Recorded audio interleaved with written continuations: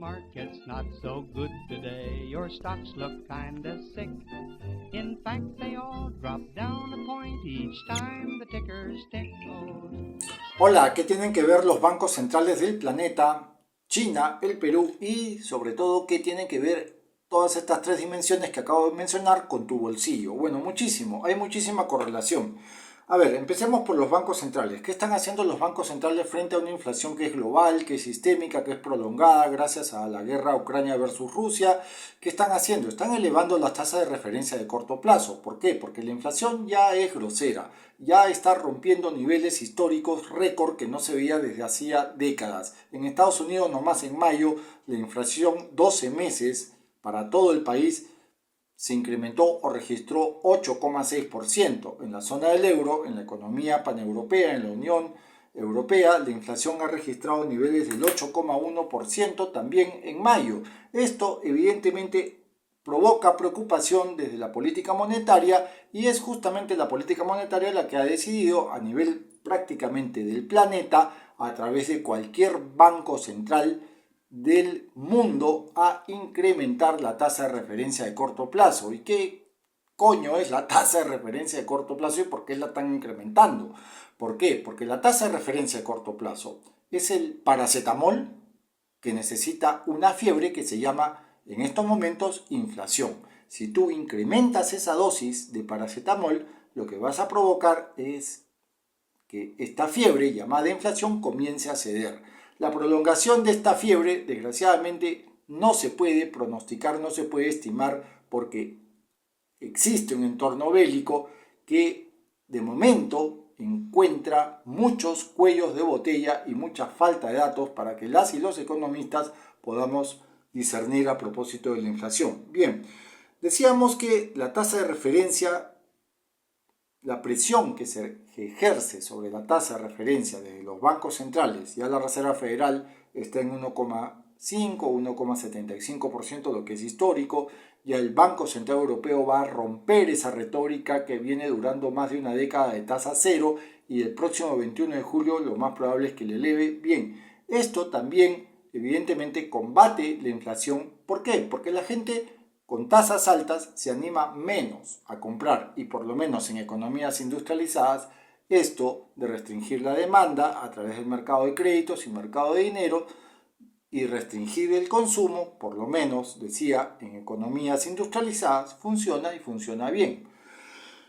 ¿Cuál es el peligro de elevar, de incrementar, de darle una fortaleza a la tasa de referencia de corto plazo? El peligro es el crecimiento, y no venimos anotando buenas dosis o buenos datos o buenas señales de crecimiento. El Banco Mundial, pues en enero arrancó sumamente optimista diciendo que el planeta iba a crecer 4%. Bueno, ahora el último estimado o proyección, no lo sé bien, del Banco Mundial ha recortado esa proyección de inicios de año, así, pero la ha recortado como sastre fino a tan solo 2,9%.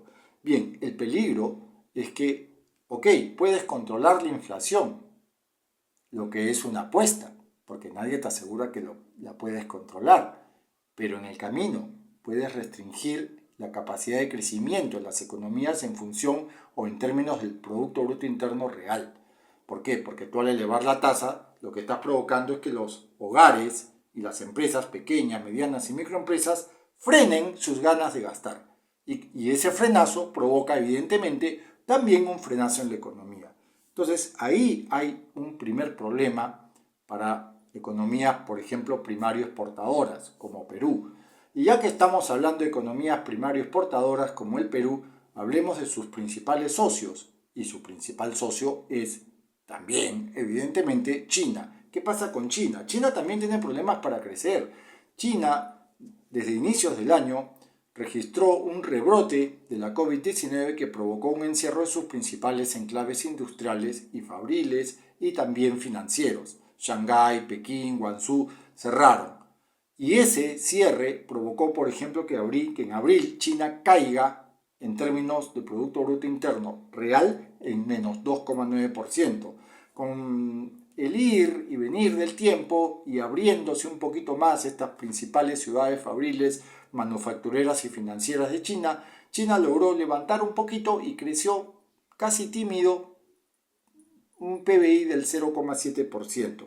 Pero ya el golpe ha sido duro, ya el efecto ha sido internalizado. ¿Y cómo afecta nuevamente al Perú este entorno? Porque China es uno de los principales compradores del cobre del Perú.